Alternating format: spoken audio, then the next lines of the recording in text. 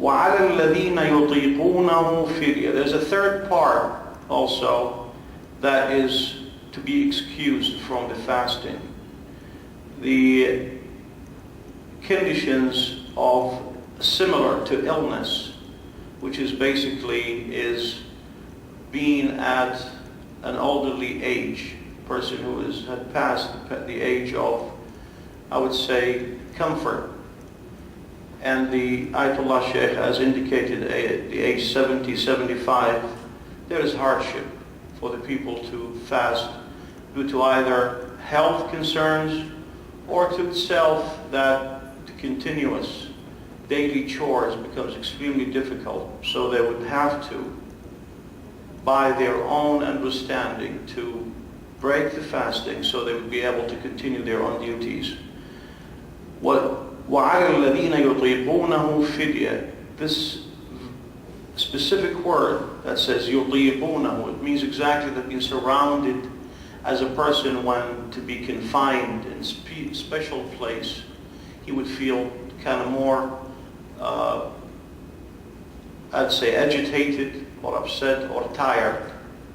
And that would have to make it impossible for the person to continue the normal chores of daily events or daily tasks. Especially when he or she faces hardship.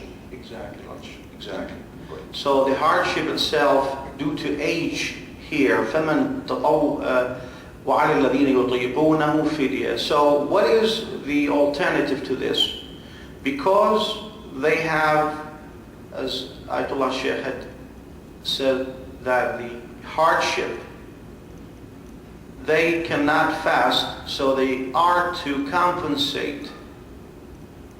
The word here is used as ransom. I don't think it is really appropriate to use ransom.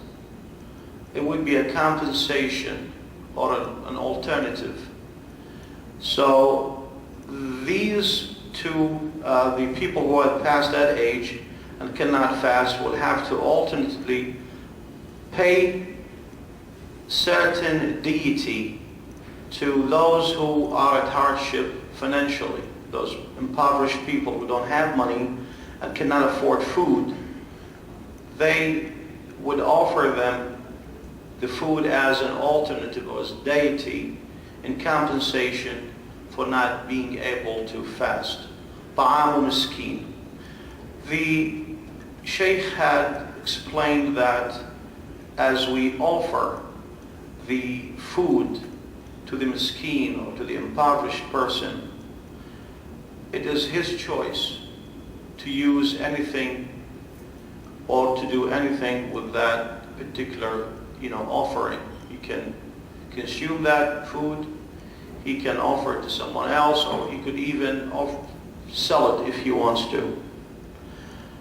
And the ayah jumps into a totally different part where it says, فَمَنْ تَطَوَّعَ خَيْرًا فَهُوَ خَيْرٌ لَهُ. This is one section of the ayah that had been explained differently by many scholars. Is exactly what does it mean that those who would volunteer would be better for them. If we were to kind of continue from the flow from the first part or the previous part of the ayah, as far as offering to the miskeen once a day as mandated, it would be suggested for the person to go ahead and make a more donation and would give more offerings as to complement the good feeling of not being able to making the fast. فَمَنْ تَطَوَّعَ خَيْرًا فَهُوَ خَيْرٌ لَهُ. It's definitely good for the person's mind and the spirit and spirituality. وَأَنْ تَصُومُوا خَيْرٌ لَكُمْ. This part of the ayah says, if you would fast, it would be better for you. Now, do we understand some sort of a controversy or a complete perplex from the previous part of the ayah where it suggests that those who cannot fast? Why would he suggest that if you would fast, it would be better for you? Allah subhanahu wa ta'ala in this part actually had been explained by the two schools of thought. The non-Shia or the non-Ahlul Bayt school of thought had contended that this part, وَإِن تَصُومُوا خَيْرٌ لَكُمْ, would actually reinforce or recomplement the ayah, the part where it says, if you are on travel. That means you can fast even if you are traveling. It would be better suggested for you. Why? Because this actually stipulation in this ayah evidently seems to suggest fasting.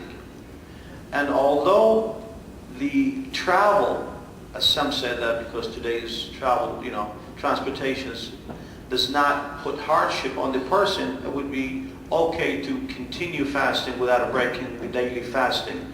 Because the person who travels has to refrain from fasting, has to break fasting. Of course, there are ahkam or situations where the people who would travel before noon or the one who would travel after noon. So the school of thought of the non-Ahlul Bayt suggests that if you would fast while traveling, it would be better for you. وَأَن تَصُومُوا خَيْرٌ لَكُمْ. The school of Ahlul Bayt said that actually this is a separate part because it says وَأَن تَصُومُوا. It is suggested separately as this part tells you that a general understanding of the fasting itself is definitely an extreme goodness and let's say piety for the one's spirit. So وَأَن تَصُومُوا خَيْرٌ لَكُمْ. It is better for you.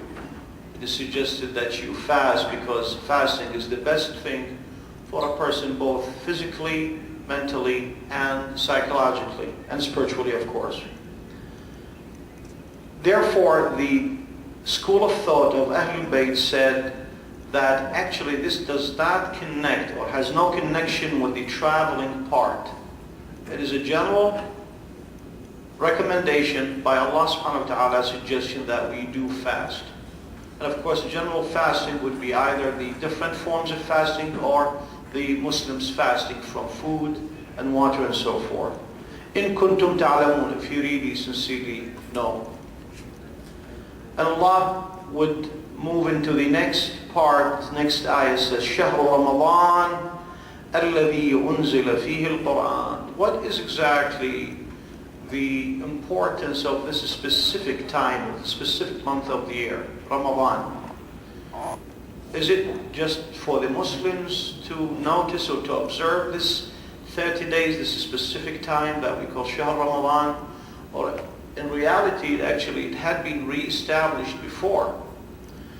As the Ayatollah Sheikh Abdallatif had read the riwayah or the tradition from Abu Dhar radhiyallahu ta'ala alayhi, from the Prophet Muhammad sallallahu alayhi wa sallam, is that this month exactly is holy, not only because of Allah subhanahu wa ta'ala had glorified this month by the Tanzeel al-Quran, or bringing down descending the Quran, but also many other books had descended in this month. The books of Ibrahim alayhi salam was descended on the 3rd of Ramadan. The book of Musa alayhi salam had descended on the 6th. The book of Isa alayhi salam was descended on the 13th. The book of Dawood, Zabur, was, I believe, a certain time, and the Quran Kareem was on the 23rd or 24th, and this is what we call Laylatul Qadr. That's the one that we stay till the morning to supplicate, pray, and do other offerings. Allah subhanahu wa ta'ala, of course, He shows here the greatness of this month, and of course, what had made this month great is the greatness of the book that had been brought to us, which is the Quran Kareem. Allah subhanahu wa ta'ala had made it a guidance to the human race. Hudan lin-nas وَبَيِّنَاتٍ مِنَ الْهُدَى. This explanation and guidance and ways to lead people to the way of survival and the way of peace. مِنَ الْهُدَى وَالْفُرْقَانِ. And inshallah, bihamdillah ta'ala, this would conclude the ayat. So the general understanding is that those who are in a good health and are not traveling are to fast 30 days of Ramadan. Those who are ill, those who are traveling, and those who would feel hardship past a certain age and cannot continue their daily chores or daily tasks and cannot afford to continue their health-wise, they would have to either make up those days that they would break because they cannot fast, or for the third condition is to give deity to the poor people.